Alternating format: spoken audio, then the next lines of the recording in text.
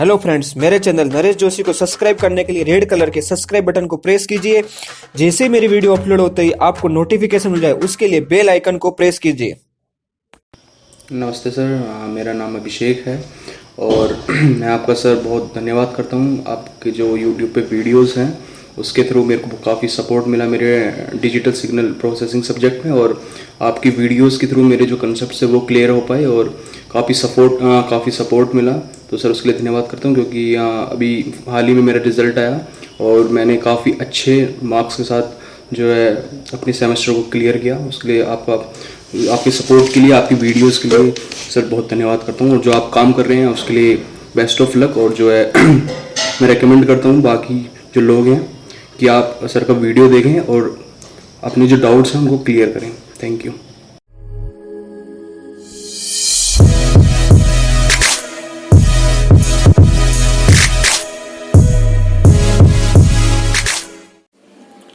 Hello friends, welcome to Naresh Joshi channel. Friends, जिन्होंने अभी तक नरेश जोशी चैनल को सब्सक्राइब नहीं किया, प्लीज सब्सक्राइब माय चैनल।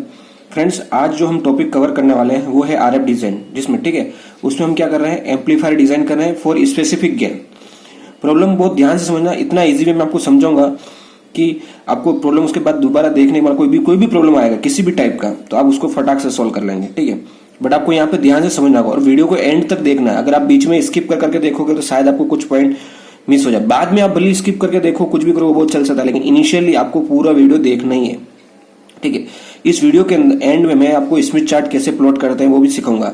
इसके लिए मैंने क्या किया, इस प्रॉब्लम का सॉल्यूशन में पहले ही लेके मैंने सोल्व करके बैठा हूं, ताकि मतलब इस वीडियो लंबा नहीं हो, लेंथी ज्यादा नहीं हो, क्योंकि स्मिथ चार्ट प्लॉट करना, स्मिथ चार्ट में ज्यादा टाइम लगेगा, ठीक है ना। तो इसके लिए क्या आपको सॉल्यूशन, क्योंकि सॉल्यूशन और स्मिथ चार्ट दोनों करेंगे तो काफी टाइम लग जाएगा, तो मैंने इसको थोड़ा शॉर्टकट किया है।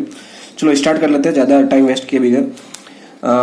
क्वेश्चन से the S parameter of GAS MS FET 8 GHz bias 8 VDS equals to 3 volt and IDS equals to 330 milliampere with a 50 ohm reference impedance R.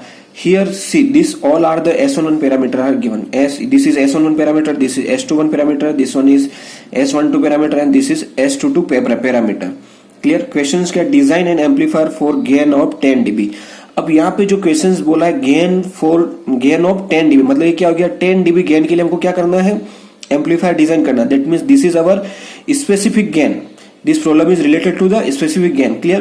Problem एक तो होता है मैक्सिमम गेन, तो उसमें मैक्सिमम वाला हमने हमारा प्रीवियस वीडियो आप जाकर देख सकते हो, ठीक है ना, उसमें हमने मैक्सिमम गेन का प्रॉब्लम सोल्व किया।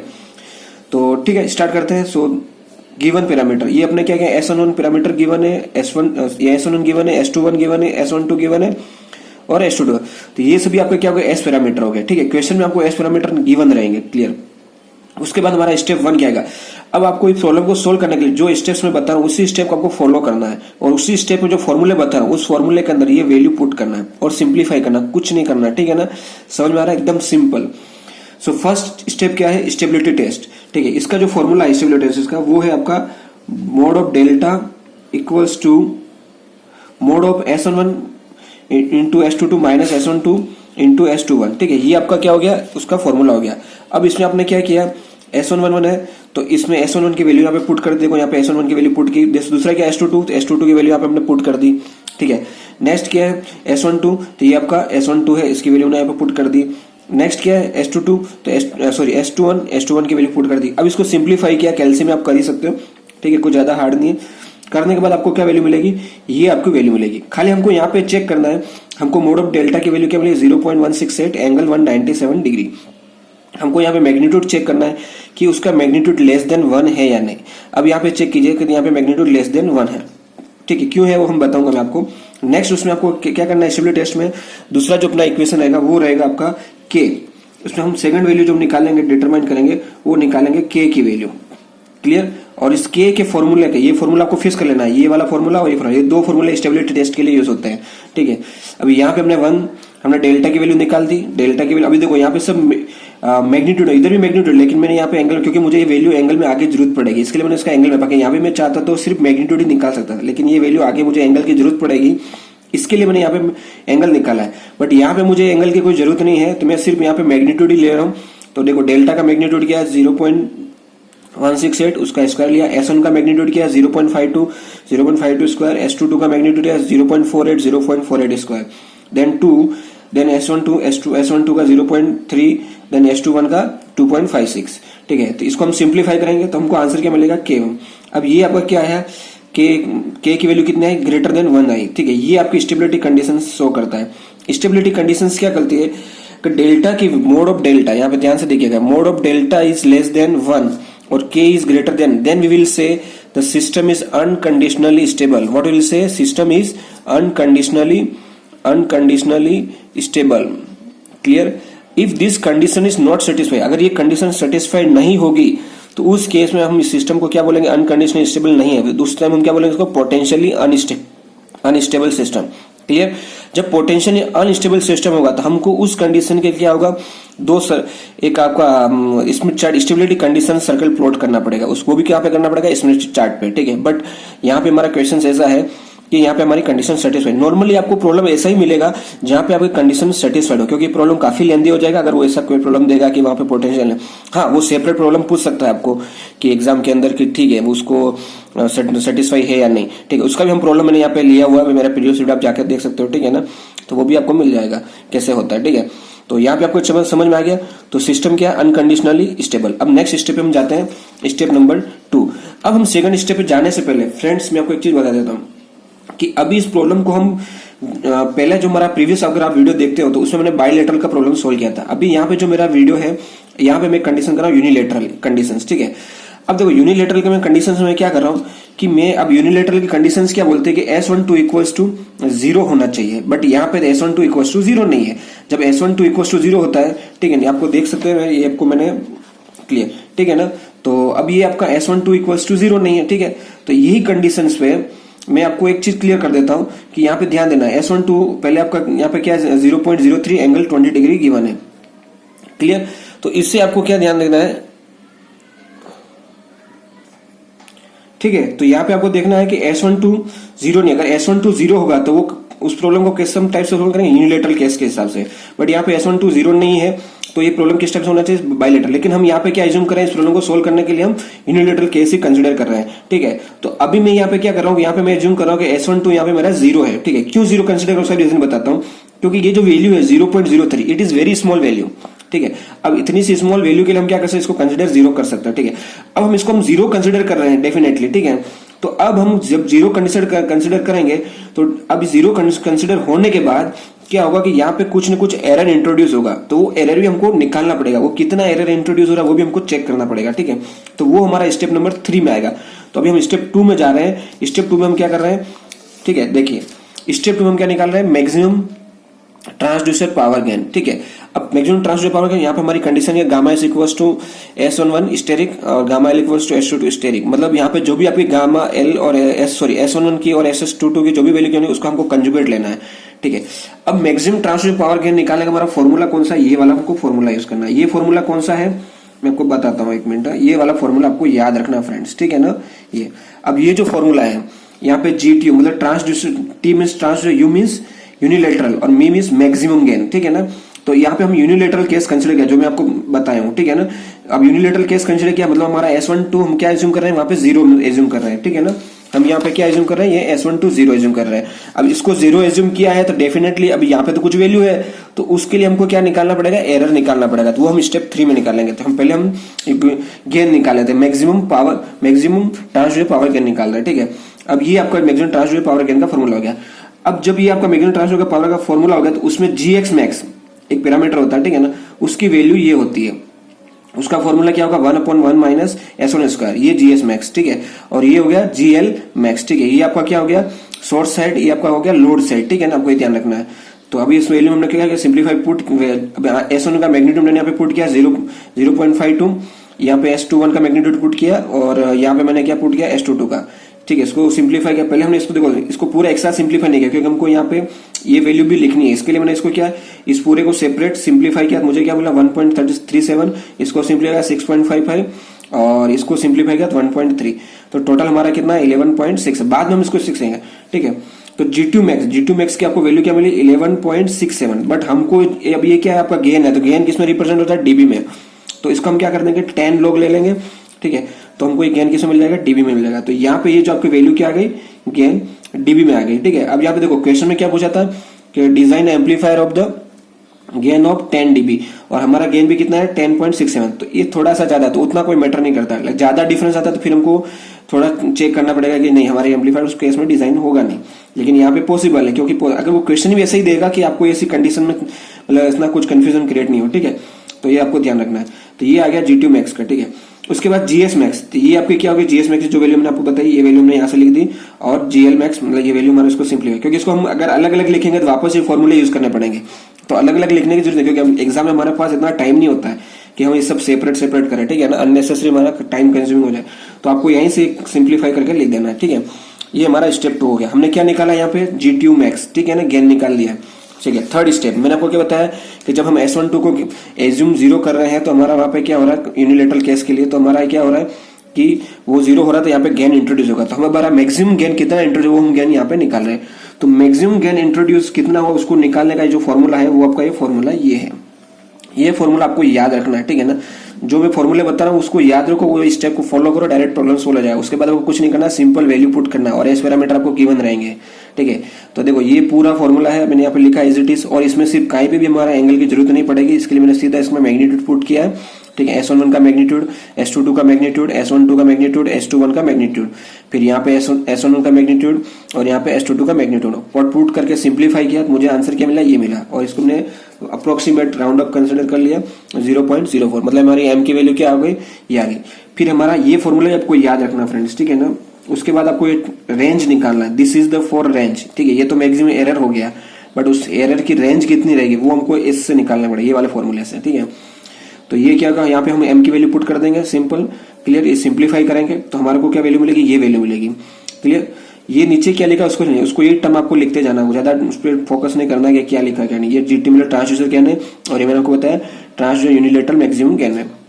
अब इसका हम क्या लेंगे, 10 लॉग ले लेंगे, इसका भी 10 लॉग लोगे तो हमको क्या मिल जाएगा, DV मिल जाएगा। अभी हमको DV मिल गया तो कंडीशन हमारी क्लियर हो गई कि ये जो गेन है हमारा, इसका रेंज क्या हो सकता है, -0.36 dB टू 0.37 dB। यही हमारे यहाँ पे एरर की जो रेंज। अब ये एरर की रेंज अगर आप देखो, अब यहाँ पे हम एम्पलीफायर जो डिजाइन कर रहे हैं वो कौन सा डिजाइन कर 10 dB, और यहाँ पे जो हमारा एरर कितना आ रहा है 0.36 dB। तो 10 के कंपेरिजन एरर काफी कम है, ठीक है, क्लियर। तो ये आप ऑब्जर्व कर सकते हो यहाँ पे, तो इसको ठीक है। तो ये हमारा क्या आया, एरर का रेंज आया, क्लियर। नेक्स्ट हम स्टेप जाते हैं, स्टेप नंबर 4, एम्पलीफायर डिजाइन, ठीक है। यहाँ पे आपका क्या होगा, एम्पलीफायर डिजाइन का एक्चुअल स्टेप, कौन से गेन के लिए, अपने 10 dB गेन के लिए, ठीक है। यहाँ पे आपको एजम्पशंस करने पड़ेंगे। अब यहाँ पे आपको क्या ध्यान देना है कि हम यहाँ पे एज्यूम कर रहे हैं कि gamma S is less than equals to maximum जो गामा एस की वैल्यू उससे लेस देन।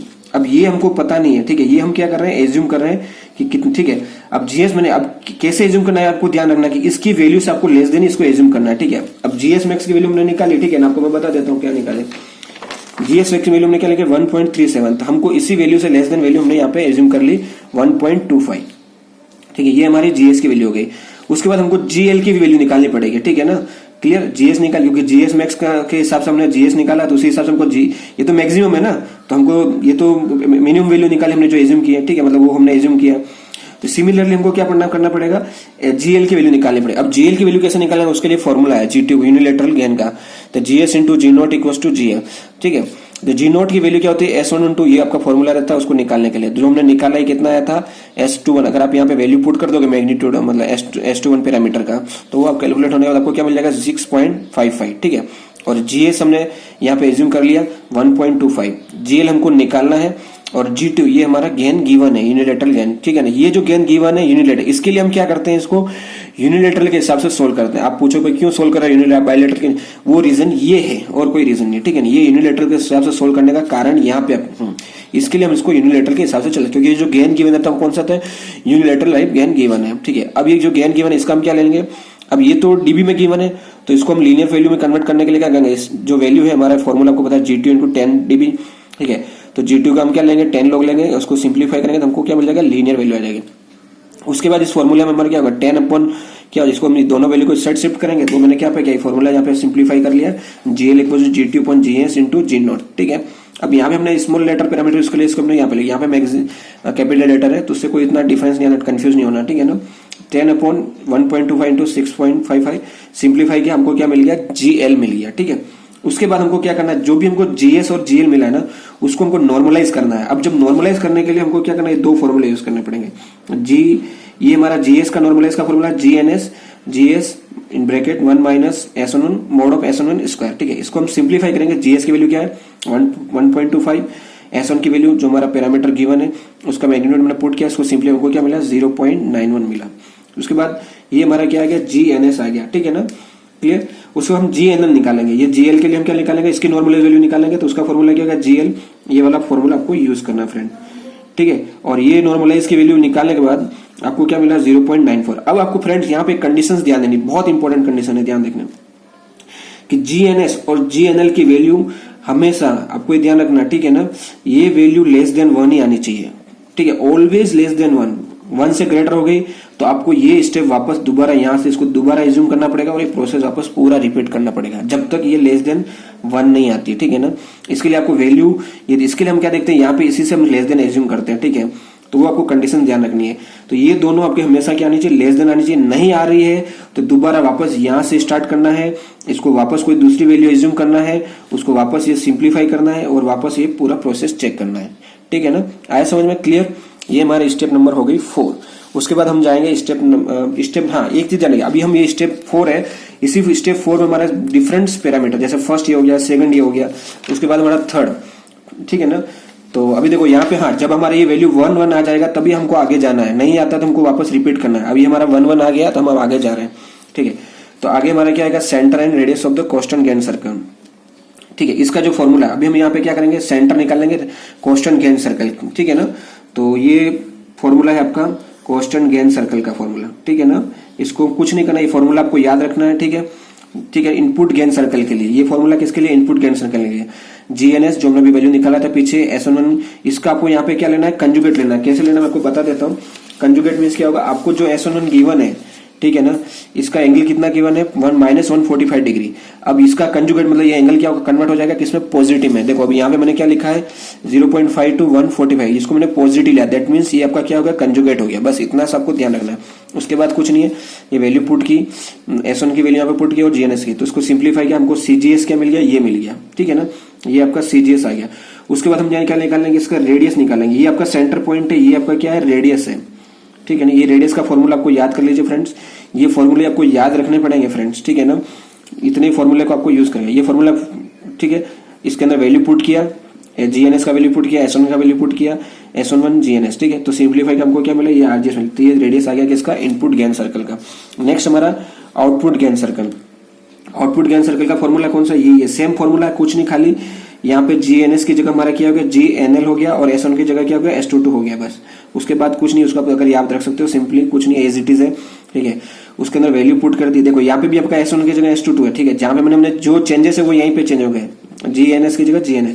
ठीक है, तो यहाँ पे GNL की वैल्यू पुट की, S22 की वैल्यू पुट की, S22। ठीक है, इसको हम सिंप्लीफाई किया तो हमको क्या मिला, GN CGL, ये आपको मिल गया, ये सेंटर पॉइंट मिल गया आउटपुट गेन सर्कल का। अब इसका रेडियस भी चाहिए, तो रेडियस निकालने का फॉर्मूला आपका ये रहेगा फ्रेंड्स। ठीक है, और इसी फॉर्मूले के अंदर आपको क्या करना है, सिंपल वैल्यू पुट करना है, इससे आपको क्या मिल जाएगा, RGL मिल जाएगा। ठीक है, ये होने के बाद अब हमको क्या करना है, स्मिथ चार्ट प्लॉट करना है। ठीक है, ये सबसे लिए इंपॉर्टेंट है फ्रेंड्स। ठीक है, तो ये हमारा यहाँ तक हमारा क्या हो गया, सॉल्यूशन हो गया। ठीक है, चलो अब हम स्मिथ चार्ट पे आ जाते हैं। ठीक है फ्रेंड्स, तो अभी मैं स्मिथ चार्ट कैसे प्लॉट करूंगा आपको देखना है। ठीक है, तो स्मिथ चार्ट प्लॉट करने के लिए सिंपल सा आपको ध्यान देना है।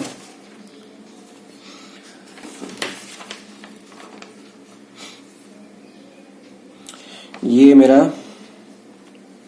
मैंने स्मिथ चार्ट ले लिया।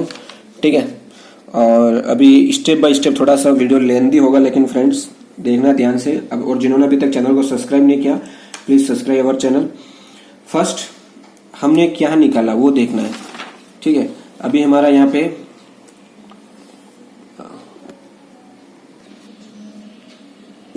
सी अभी हमको क्या देखना है कि CGS का वैल्यू क्या है, 0.48 एंड 145 डिग्री। ठीक है ना, तो पहले हम ये वैल्यू को प्लॉट करेंगे, उसका सर्कल करेंगे। तो हमको इनपुट गेन सर्कल ड्रॉ करना है।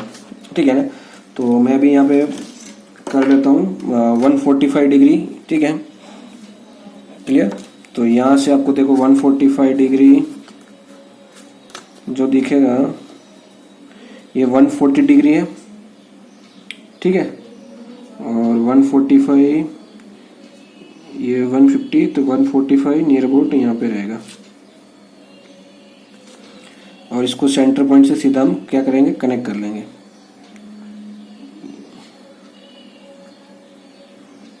क्लियर, ये हमारा हो जाएगा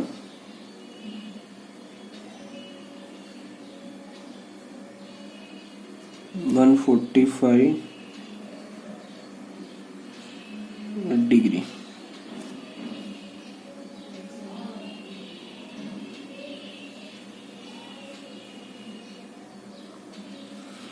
क्लियर, ये हमने 145 डिग्री ले लिया। उसके बाद नेक्स्ट अभी हमको क्या देखना है, उसका मैग्नीट्यूड कितना है। ठीक है ना, 145 डिग्री लें। उसके बाद मैग्नीट्यूड है 0.485। तो अभी आपको इसमें चार्ट पे नीचे स्केल दिया होगा, यहाँ पे हो रही है। ठीक है, तो यहाँ से आपको 0.485 मतलब ये आपका देखो ये जो लाइन है 4 हो गया, 0.4, 0.4.2, 0.4.4, 4.6, 4.8 और यहाँ पे 5 मतलब एकदम थोड़ा सा ज्यादा 4.5 से। ठीक है, ये आपका 8। क्लियर, ये हो गया। अब इसको क्या करना है, यहां से आपको क्या करना है, सर्कल ड्रॉ करना है। ठीक है, ये पॉइंट का इंटरसेक्ट कहां पे, यहाँ पे हो गया। क्लियर, तो ये जो आपको पॉइंट मिला है इसको हम क्या बोलेंगे, CGS। ठीक है, CGS आपको क्लियर दिख नहीं रहा होगा, लेकिन ये आपका क्या हो गया, CGS। ठीक है, CGS। और उसके बाद क्या करना है, रेडियस देखना है। रेडियस का सर्कल क्या है, 0.224। ठीक है ना, तो अभी रेडियस 0.224 है, तो यहाँ पे 2। ठीक है, ये 0.2 और ये 22।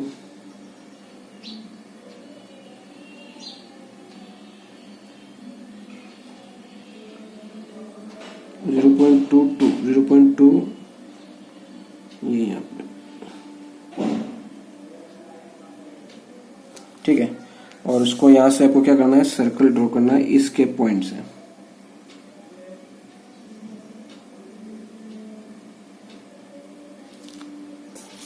ध्यान से देखना है। ठीक है, तो ये मैं सर्कल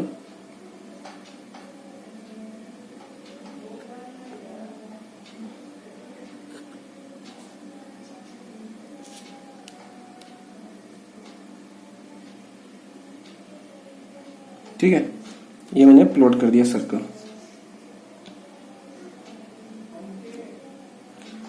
उसके बाद नेक्स्ट सर्कल प्लॉट करने के बाद अभी आपको यहाँ पे ये जो सर्कल हमने प्लॉट किया ना, ये जो रेडियस था इस सर्कल का कितना है, ये हो गया हमारा RGS। और इसको हम क्या बोलेंगे, ये हमारा सर्कल कहलाएगा कांस्टेंट गेन सर्कल। क्लियर, ठीक है, ये कांस्टेंट गेन सर्कल हो गया। अभी हमको यहाँ पे क्या करना है, सेंटर के नियरेस्ट कांस्टेंट गेन सर्कल ऐसा पॉइंट चूज करना जो सेंटर के नियरेस्ट हो। तो ये पॉइंट सबसे नियरेस्ट है। ठीक है, ये वाला पॉइंट, तो ये हम यहां से चूज, और इसको क्या करेंगे, ऐसा लेके है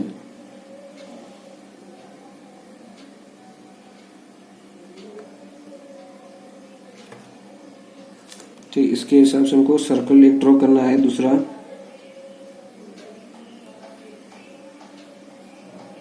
ठीक है, ये जो सर्कल होगा ये हमारा कौन सा सर्कल कहलाएगा, ये सर्कल कहलाएगा गामा एस सर्कल।